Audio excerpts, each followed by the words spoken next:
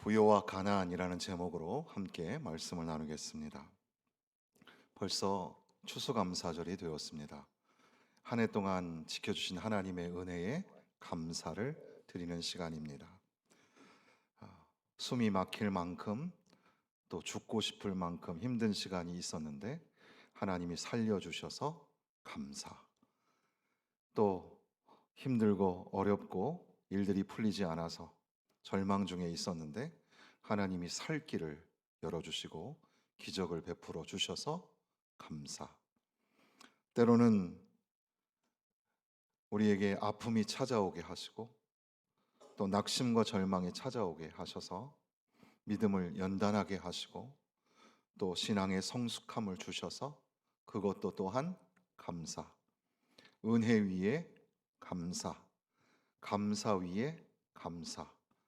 우리 현수막에 보니까 오직 감사. 아침에도 감사. 저녁에도 감사. 오직 감사. 그러니까 올 한 해 우리 감사절의 표어는 오직 감사. 참 좋은 표어인 것 같아요. 오직 감사. 감사가 넘치기를 주님의 이름으로 축원합니다. 부요함에도 감사. 가난함에도 감사. 오늘은 부요와 고난 이것을 함께 묵상을 하기를 원합니다. 성경에는 가난한 자의 노래, 가난에 대해서 많이 기록을 하고 있는데 고아와 과부와 나그네를 영접하라라는 말씀에서부터 심령이 가난한 자는 복이 있나니 가난이라는 말씀이 참 많이 나옵니다. 가난한 자를 돌보고 그들을 불쌍히 여기는 것 그것은 너희도 애굽의 그 압제 속에 그리고 또 광야 시절에 나그네로 있었던 것을 기억하라. 너희도 가난했던 때가 있었다. 우리도 이제 외국의 여러 나라들을 원조하고 돕는 이유는 우리도 전쟁의 피해로 가난했던 시절이 있었기 때문에 가난의 기억을 가지고 또 가난한 자를 돕는 그것이 성경에 기록이 되어 있는데 이 세상에 진짜 가난한 자로 오신 분은 예수님이셨습니다. 예수님에 관한 기록은 다 어떻게 보면은 뭐 해방 신학자들 같은 경우는 예수님은 가난의 예수다 뭐 이렇게 강조하기도 하는데 성경이 뭐 부자를 책망하거나 가난한 자를 높이거나 또 반대로 뭐 부자를 칭찬하거나 가난한 자를 책망하거나 그런 식의 비교를 하고 있는 건 물론 아닙니다. 그럼에도 불구하고 어떻게 우리가 부자로 살아갈 것인가, 가난한 중에도 우리가 어떻게 살 것인가, 거기에 성경에 관심이 있는 겁니다. 아무튼 예수님께서는 우리에게 가난한 자로 오셨다. 고린도후서 8장 9절에 보니까 우리 주 예수 그리스도의 은혜를 너희가 알거니와 부요하신 이로서 너희를 위하여 가난하게 되심은 그의 가난함으로 말미암아 너희를 부요하게 하려 하심이라. 하나님께서 독생자 예수 그리스도를 이 땅에 보내주시고 그분이 가난하게 되어지심으로 인하여 가난했던 우리를 부요하게 하셨다. 이런 말씀입니다. 오늘 여기 성경에도 나는 부자라 이런 말씀이 나오는데 부자, 나는 부자인가? 여러분 어떻게 생각하세요? 나는 부자인가? 부자라는 말, 영어의 rich라는 말은 원래 그 켈트어의 릭스라는 말에서 왔다고 합니다. 그 말은 추장이라는 뜻인데 뭐 우리는 추장 그러면 인디언, 아메리카 인디언들만 생각을 하는데 각 그런 부족의 세계의 부족의 고대에는 추장이 족장이 있었는데 그들의 의상이 굉장히 화려했습니다. 그래서 화려하다, 풍족하다, 그래서 돈이 많다. 이것이 이제 리치라는 말이 되는 겁니다. 우리나라의 그 부자의 부자가 집 머리변을 가지고 있고 밑에는 복자가 들어 있습니다. 복이 가득한 집을 가지고 있는 게 아마 부자라고 설명을 한 것 같습니다. 부자. 근데 재미있는 건 우리나라 한국어의 독특한 특징 중에 하나겠습니다만은 부자의 반대말은 뭘까요? 부자의 반대말? 가난한 자라고 하잖아요. 부자의 반대말은 부자니까, 부한 자니까 가난한 자가 아니라 빈자죠, 빈자. 정확하게 그 대등하게 만들려면 부자, 빈자 이렇게 되는 거죠. 가난한 자, 가난한 자의 반대말은 뭘까요? 가난한 자의 반대말은 부자가 아니라 원래 어법을 따지면 부요한 자라고 할 수 있겠죠. 물론 이 부자, 빈자도 한자이고 부요와 가난도 한자입니다. 근데 우리나라는 한자 명사를 뒤에다가 하다라는 걸 붙여서 형용사를 만들어요. 가난하다, 부요하다. 근데 독특하게 이 부자, 빈자는 하다가 안 돼요. 부자하다, 빈자하다 안 되죠. 그런데 이 명사가 명사 앞에 나와서 형용사 역할을 하기도 하죠. 그래서 부자가 부자 아빠, 부자 엄마. 그런데 가난하는 가난 아빠 이게 안 되고 가난한 아빠, 가난한 엄마 이런 식으로 표현을 하지 않습니까? 그러니까 한국어에 관심이 있는 사람은 이런 것들을 좀 연구해서 철학적으로 어떤 의미가 있을까 이렇게 생각을 해볼 수도 있겠습니다. 어쨌든 이 번역하는 사람도 그렇고 언어를 사용하는 우리도 습관적으로 부자의 반대말은 가난한 자 이렇게 설명을 하죠. 그래서 아예 이제 국어 사전에는 부자의 반대말은 빈자 그리고 옆에 가난한 자 이렇게 설명을 하기도 합니다. 얼마나 우리가 재산을 많이 가지고 있으면 부자일까요? 부자. 부자의 기준은 딱히 없습니다. 그러나 은행에서 VIP라고 할 때 그 부자 또는 이제 계속해서 통계청에서 통계 조사를 해서 사람들이 어느 정도 재산을 가지고 있으면 부자라고 할까? 아시아의 3대 부자가 있는데 그중에 3위가 삼성 회장이라고 하거든요. 뭐 10조 이상이라고 하는데 재산이 보통 우리가 부자라고 할 때에 부자는 금융 재산이 10억에서 20억 사이의 재산을 가지고 있고 부동산이 50억에서 100억 정도를 가지고 있으면 이 부자라고 한다고 합니다. 물론 10억과 50억, 100억의 차이도 너무 엄청나게 크기 때문에 초부자 뭐 그런 말도 있다고 하는데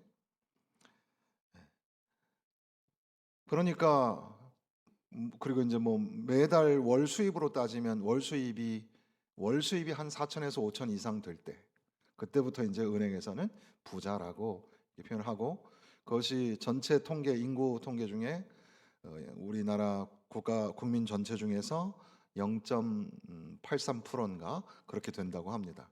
예, 지난 통계이기 때문에 제가 정확하게 말씀은 못 드리겠고 대략 1%가 안 되는 수준의 사람이 부자, 소위 부자라고 하는데 그렇게 따지면 저와 여러분 제가 여러분 재산을 잘 모르니까 부자가 있을까?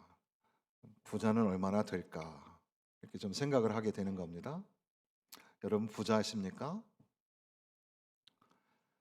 근데 지금 라오디게아 교회는 자기 자신을 향하여서 17절에 보니까 내가 말하기를 나는 부자라, 나는 부요하다, 나는 부족한 것이 없다. 세 번에 걸쳐서 자기를 부자라고 표현하고 있는 겁니다. 나는 부자라, 부요하다, 부족한 것이 없다. 교회도 부요할 수 있는 겁니다. 부자라. 사실은 부자라고 말하지만 너는 부자가 아니다. 주님께서 책망을 하시는 거거든요. 너는 곤고하고 너는 가난하고 가련하고 눈이 멀어 있는 걸 알지 못하는도다. 너는 부자다. 부자라 너는 부자가 아니다. 이렇게 말씀하시는 거죠. 그 인도네시아에 제가 이 암본이라는 섬에 단기 선교를 간 적이 있었는데 그 섬은 독특하게도 인도네시아 전체는 무슬림 종교의 자유가 있지만 무슬림이 뭐 지도자들을 다 하고 있으니까 무슬림의 나라처럼 보입니다. 근데 그 암본이라는 섬은 독특하게도 신앙의 박해 중에도 기독교가 융성하게 발달을 해서 50%그 섬의 50%가 기독교인이고 반이 무슬림이고 그럴 정도로 크게 그 자리를 차지하고 있는 여러 그 부족의 교회들이 있는데 그 중에 보통 전 세계적으로 보편적으로 그렇긴 하지만 중국 교회가 중국 교회가 자국에서는 굉장히 교회가 힘이 없지만 세상에 나가 있는 그 중국 교회는 굉장히 부자들입니다. 예, 그러니까 보통 일반적으로 교회가 가난하고 좀 부족함이 있는데 중국 교회는 좀 부유하니까 별로 걱정이 없어요. 뭐 나는 뭐 뭐든지 할 수 있어. 우리 교회는 뭐 좋은 프로그램이 있으면은 우리한테 주세요. 우리가 하겠습니다. 열정도 있고 실력이 있으니까 돈이 있으니까 그게 가능한 거죠. 우리 청년들이 이제 준비하고 태국에 다녀오려고 하는데 태국에 우리가 만나게 될 청년들은 비교적 가난한 아이들이고 이제 그 대학에 들어와서 있는 학생들, 대학생들을 주로 만나게 됩니다. 그렇지만 태국이라는 나라 전체는 그 주변에 있는 주변 국가에 비해서 좀 부유한 편이에요. 왜냐하면 일단 농사가 잘 되니까 뭐 삼모작이 아니라 사모작, 오모작이 가능하니까 뭐 굶어 죽는 사람이 없는 거죠. 그런 부요함이 있으니까 그 생활이 느려지고 그리고 뭐 그렇게 갈급함이 없고 그냥 뭐 계급주의 사회가 엄격하고 왕족이 있고 군부가 독재를 해도 별로 신경을 안 쓰는 거예요. 그냥 따라가는. 그래서 그 나라도 그렇고 교회도 그렇고 그 부자로 살아가는 그런 사람들이 있는 것 같다. 이 성북구 관내에도 큰 교회와 작은 교회가 있습니다. 큰 교회가 부자일까? 꼭 그렇게만 볼 수는 없죠. 큰 교회 건축하시느라고 빚을 져서 부자가 아닐 수도 있겠습니다만은 어쨌든 큰 교회는 뭐 대단하고 작은 교회는 별 볼 일 없고 그렇게 생각해서는 안 됩니다. 이 지역 내에 있는 모든 교회는 다 주님의 교회이고 작은 교회 한 성도도 주님은 소중하게 생각을 하십니다. 우리는 모두 주님 안에서 형제 자매인 것을 절대로 잊지 말아야 합니다. 라오디게아 교회가 왜 나는 부자라 이렇게 말을 했을까?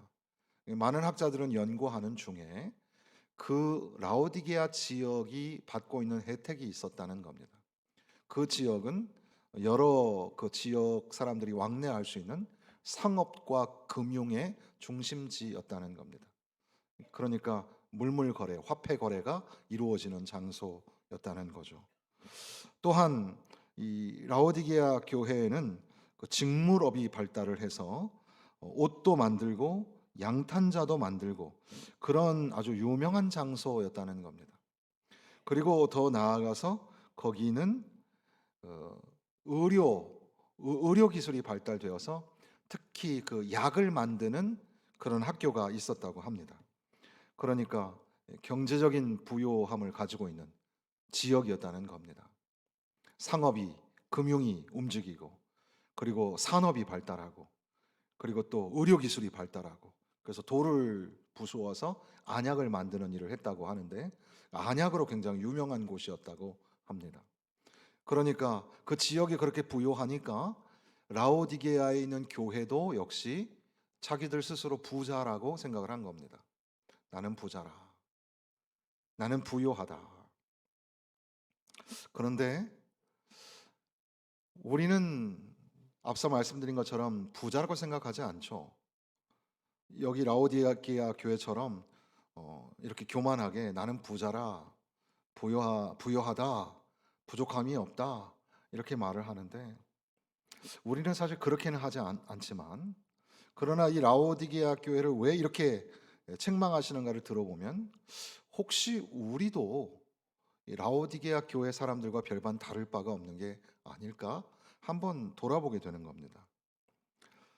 이제 주님께서는 라오디게아 교회를 향하여 책망을 하시면서 내가 너를 권하노니 살아, 살아, 살아 이렇게 사라는 말씀을 여러 번 하십니다. 그러니까 여기 사다라는 말, 사다라는 말을 세 번이나 걸쳐서 사용을 하시는데 18절 말씀 보시면 내가 너를 권하노니 내게서 불로 연단한 금을 사서 그리고 또 흰 옷을 사서 입어 그리고 세 번째는 안약을 사서 그러니까 돈이 있으니까 그 부자라고 생각하는 그 사람들 향하여 이 워드 플레이처럼 살아 너 돈 있으면 진짜 네가 부자라고 생각하면 사야 될 게 있다. 세 가지를 말씀하시는데, 첫 번째는 불로 연단한 금을 사서 진짜 부요한 자가 되라 말씀하시는 겁니다. 불순물이 제거된 정금을 사라는 말씀이죠. 뭐 이 말씀을 듣고 이 금값이 오르나 보다. 금을 좀 사야 되겠네. 요즘은 뭐 일본의 엔저 바닥을 치고 있어서 일본 화폐를 가지고 있어야 뭐 된다나 뭐 그런 얘기도 하던데, 그거 저희들 서민들 뭐 몇십만 원 가지고 있는 거는 그거는 돈이 안 되는 거죠. 예.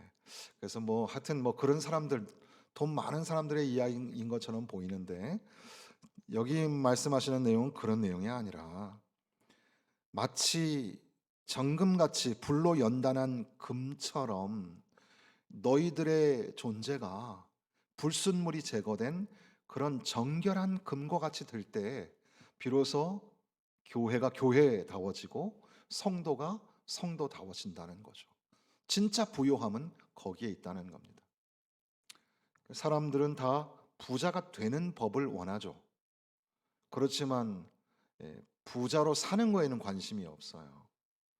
무슨 말이냐 하면, 부자가 되는 거에는 열망을 갖지만 부자가 된 이후에는 어떻게 할 것인가에 관하여서는 별로 이 기준이 없는 겁니다.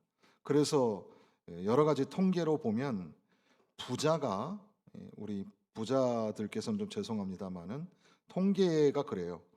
부자가 일반 사람들보다 범죄를 저지를 수 있는 성향이 3배에서 4배 정도가 높다고 합니다. 그러니까 부자가 되는 데까지는 성공을 했지만 부자로 사는 방법은 잘 알지 못하는 그런 모습이죠. 라오디게아 교회는 자기가 부자라고 생각하지만 지금 책망을 받으면서 불로 연단한 금을 사라. 그것으로 진짜 부자가 되라.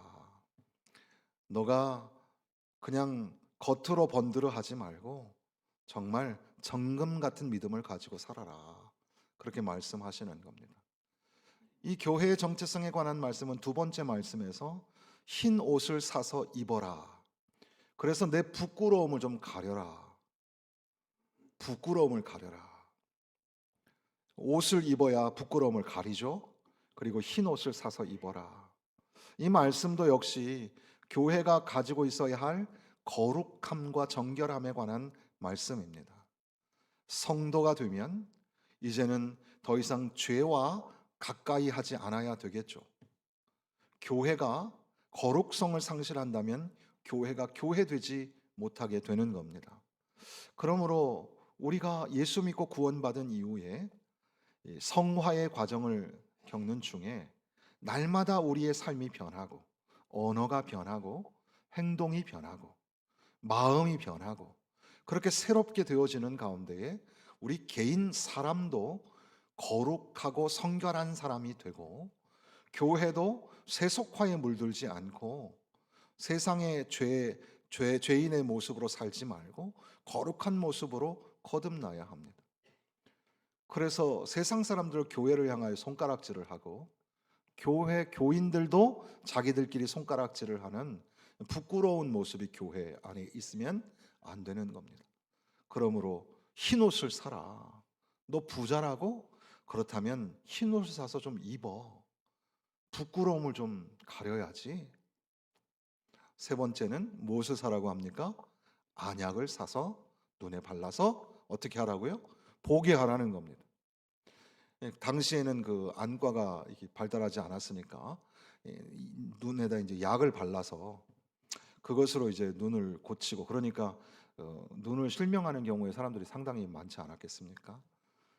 그런데 이건 역시 우리가 영적으로 교회가 눈을 뜨고 있지만 볼 수 없는 존재, 그러니까 영적 분별력을 상실한 교회의 모습입니다. 그러니까 너 돈이 많다고? 그렇다면 안약을 사서 눈에 발라. 그리고 봐야 될 거 아니야. 눈을 뜨고 있어도 이게 무엇인지 분간하지 못하고 이것이 악한 건지 죄인지 분간하지 못하고 그것만 쳐다보고 사는 거죠. 우리 눈에 보이는 것이 다가 아니죠. 우리 눈에 보이는 것이 진리가 아니고 팩트가 아닐 수 있어요. 한동안 팩트라는 단어가 막 유행했잖아요. 팩트를 유행시킨 뉴스 보도 자체가 팩트가 아닌 경우가 많이 있어요. 여러분 유튜브 많이 보시죠? 유튜브가 다 진짜가 아니에요.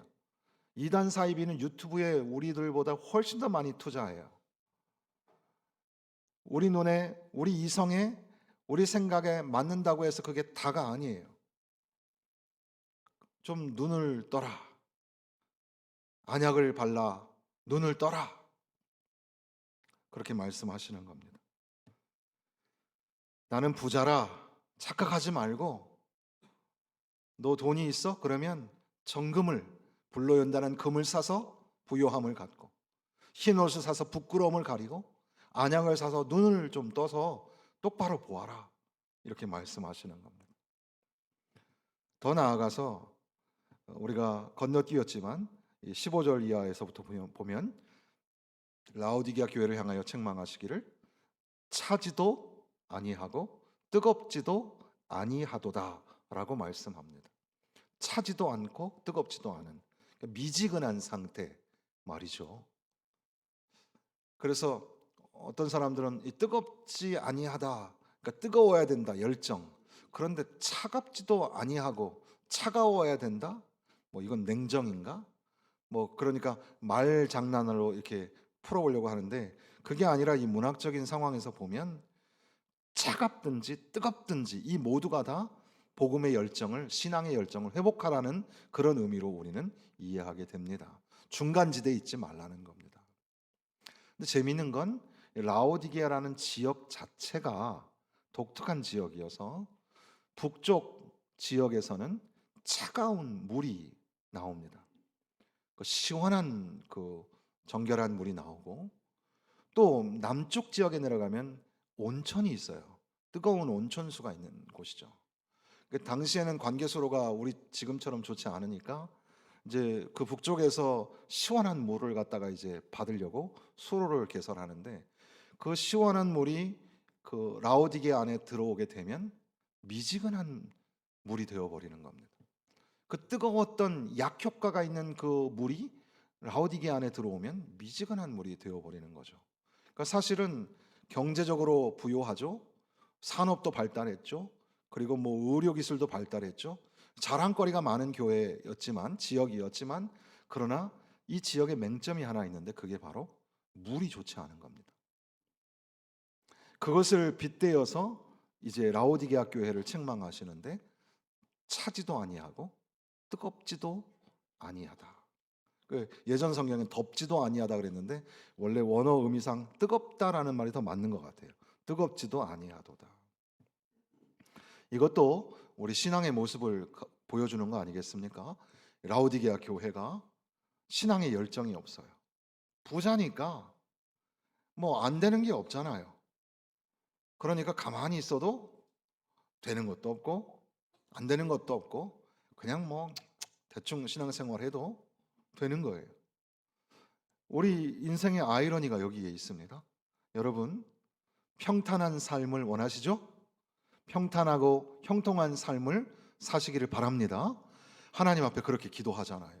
평탄함을 주옵소서. 형통함을 주옵소서. 근데 문제는 우리 안에 평탄함과 형통함이 생기면 무릎 꿇고 기도하지를 않는 거예요. 울면서 기도하지를 않아요. 형통하니까, 잘 사니까, 나에게는 어려움이 없으니까. 이게 아이러니한 게 문제가 생겨요. 하나님이 재산을 걷어가셔요. 갑자기 병이 찾아와요. 가족들에게 사고가 생겨요. 그럼 어떻게 하죠? 교회에 뛰어들어가서 울어요. 울고 기도해요. 살려달라 그래요. 그럼 여러분 어떤 게 더 좋은 겁니까? 주님 없이 사는 형통함이 좋은 겁니까? 아니면 주님 전에 나가서 울고 불고 기도하는 게 좋은 겁니까? 희한하죠. 우리의 삶이 그래서 때로는 부유함에도 감사, 가난함에도 감사. 항상 우리는 감사해야 되는데 그 신앙의 회복을 갖지 못하고 살아갈 때가 참 많죠. 차지도 않고 덥지도 않은, 뜨겁지도 않은 그런 신앙의 모습으로 살아가고 있는가? 예배 시간에 와 앉아 있어도 그저 형식적으로 앉아 있는 거예요. 여러분, 주일날 오셔서 이렇게 예배드리는 모든 분들이 다 예수님을 만나고 예수님을 영접하고 예수님의 제자로 있는 게 아니에요. 그건 저도 알고 여러분들도 알아요. 여러분, 예수님 외에는 길이 없어요. 예수님을 만나지 아니하면 지금 여러분 허송세월하고 있는 겁니다. 예수를 만나야 됩니다. 예수님을 믿으십시오. 예수 외에는 구원이 없습니다. 오직 예수입니다.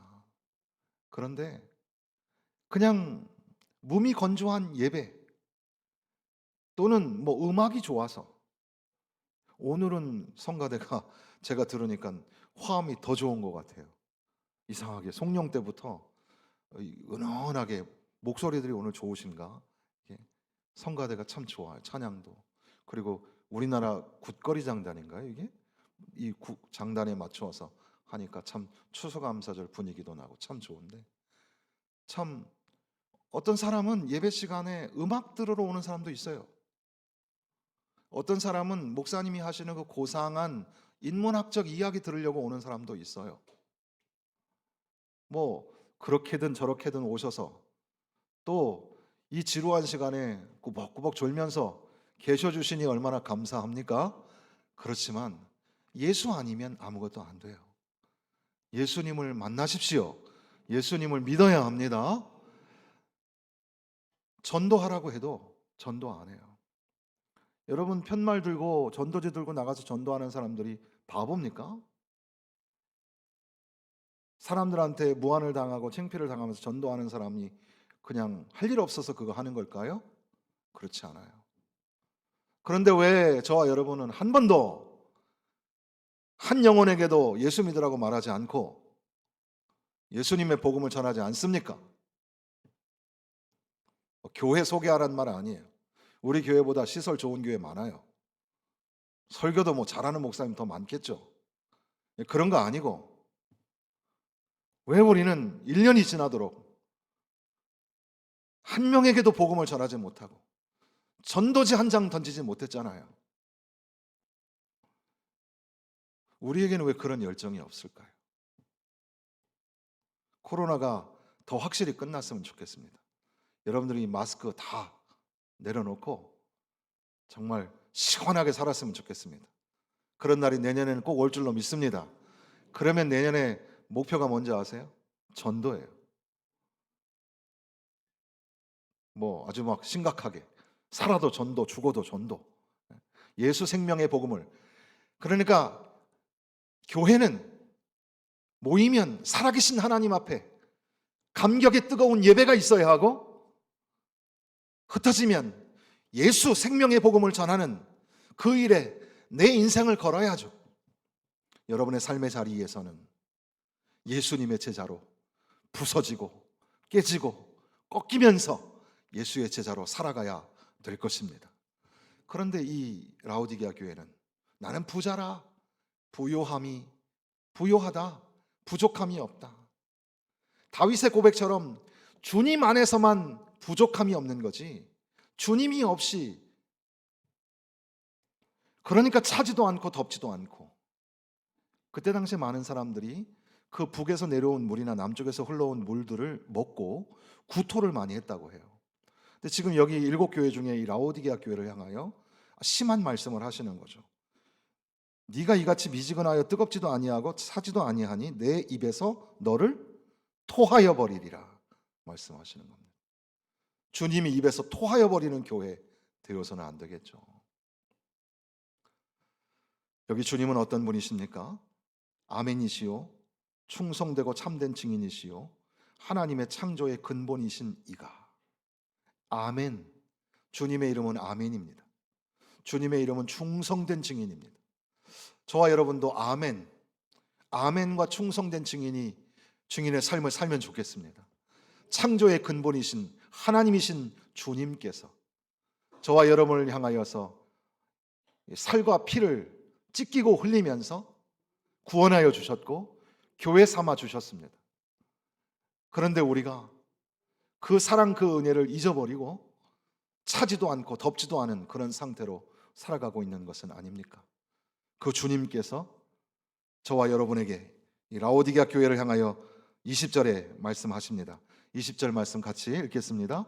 볼지어다 내가 문 밖에 서서 두드리노니 누구든지 내 음성을 듣고 문을 열면 내가 그에게로 들어가 그와 더불어 먹고 그는 나와 더불어 먹으리라. 아멘. 주님께서 아멘이요 충성된 증인이요 창조의 근본이신 하나님의 창조의 근본이신 이가 바로 예수 그리스도께서 저와 여러분의 그 마음의 문 앞에 서서 문을 두드리십니다. 누구든지 내 음성을 듣고 문을 열면 그에게로 들어가 그와 더불어 먹고 그는 나와 더불어 먹으리라. 라오디게아 교회는 빨리 주님 앞에 문을 열고 주님을 영접해야 합니다. 주님이 계셔야 부족함이 없는 것이고 주님 안에서야 참된 부요함을 누릴 수 있는 겁니다. 예수 안에서 주님 안에서 참된 부자 되시고 주님 안에서 주님이 친히 가난해 주심으로 인하여서 가난한 자였던 우리를 부요하게 하시는 하나님의 놀라우신 은혜를 만나기를 바랍니다. 여기 더불어 먹고라는 말이 나오죠. 칼빈의 시대에는 성찬식을 매주 했다고 합니다. 그래서 오늘날에도 종교개혁을 강조하는 사람들은 성찬식을 매주 해야 된다고 강조하기도 하는데, 그러나 그게 꼭 맞는가? 물론 교회의 표지가 뭡니까? 교회가 교회답다고 할 때 웨스트민스터 신앙 고백서와 여러 교리서에 보면 교회의 표지는 성례의 올바른 시행입니다. 하나님의 말씀의 전파 그리고 온전한 치리가 이루어지는 교회가 바로 온전한 교회라고 할 수 있겠는데, 성례는 세례와 성찬을 의미하는 겁니다. 그러니까 성찬이 이루어지는 교회가 되어야 하는 거죠. 우리 교회 제가 이제 벌써 이제 11월 달이 지나서 이제 8년째가 됐습니다만은, 처음에 와서 봤을 때 송구영신 예배 때 성찬식을 거행하는 걸 보았습니다. 굉장히 은혜롭고, 송구영신 때 이렇게 성찬식을 하는 게 참 귀하다라는 생각을 했습니다. 근데 한 가지 한편 아쉬운 것은 송구영신 그 밤 12시쯤에 교회를 찾아올 수 있는 성도들, 그리고 그때 또 이제 뭐 연말을 맞이하여서 뭐 여행을 가는 사람들도 있고 하지 않습니까? 그런 차원에서 평상시에 주일에 오시는 분들, 낮에 주일에 오시는 분들에게도 성찬의 경험이 있어야 되지 않을까, 그런 생각이 들었습니다. 그래서 보편적으로 일반적으로 보통 교회들은 1년에 2번, 봄에 한 번, 가을에 한 번. 지금 저희들도 그런 방법을 이제 장로님들에게 제안을 드려서, 장로님들이 이렇게 번거롭게 또 어저께 밤에도 오셔서 이렇게 성찬 준비를 하셨는데, 부탁을 드려서 우리가 부활절에 즈음하여 추수감사절에 즈음하여 성찬식을 하면 좋겠다, 이렇게 말씀을 드리고, 그것을 지금 시행하는 가운데 코로나 때문에 우리가 그동안 못하다가 올해 들어서 이제 시행을 하게 되었습니다. 성찬을 통하여서, 그리고 날마다 애찬을 통하여서 우리가 매주 점심시간에 여러 가지 모양으로 섬겨주시는 분들 참 감사하고, 오늘도 추수감사절을 맞아요 애찬을 섬겨주신 가정, 또 추수감사 떡을 준비해 주신 가정 참 감사를 드립니다. 우리가 이렇게 매주 만나서 먹고 나누는 것이 굉장히 중요합니다. 아까 일부 예배 시간에 오신 분들에게 제가 부탁을 드렸어요. 아침 9시 예배만 오시지 말고 11시 예배도 좀 오셔서 예배 마치고 함께 점심 식사를 나누는 그 시간, 소중한 시간이다. 그게 바로 기독교인의 삶이다. 그래서 함께 나누는 시간을 꼭 가지라고 부탁을 드렸습니다. 우리가 함께 애찬을 나누는 거 참 중요합니다. 그리고 더군다나 이렇게 성찬을 나누면서 주님의 살과 피를 기념하는 시간을 갖는 것은 너무나 소중합니다. 주님의 음성을 듣고 마음의 문을 열고 주님을 내 안에 모시고 주님과 더불어 먹고 마시며, 주님이 먹으라, 주님이 마시라 하신 말씀을 기념하면서 기억하면서 이렇게 성찬을 거행하는 것, 그리하여 차지도 않고 덥지도 않았던 교회가 이제 다시 한번 정신을 차리고 각성하여서 하나님이 기뻐하시는 교회, 마지막 때에 하나님이 토하시는 교회가 아니라 하나님이 소중히 붙잡고 계시는 교회, 그런 라오디게아 교회가 되고 그런 우리 광성교회가 되어야 될 줄로 믿습니다. 아무쪼록 여러분의 삶에 부요와 가난 그 모든 일 가운데 주님으로 인하여 감사하시는 아름다운 감사의 계절이 되시기를 주님의 이름으로 축원합니다.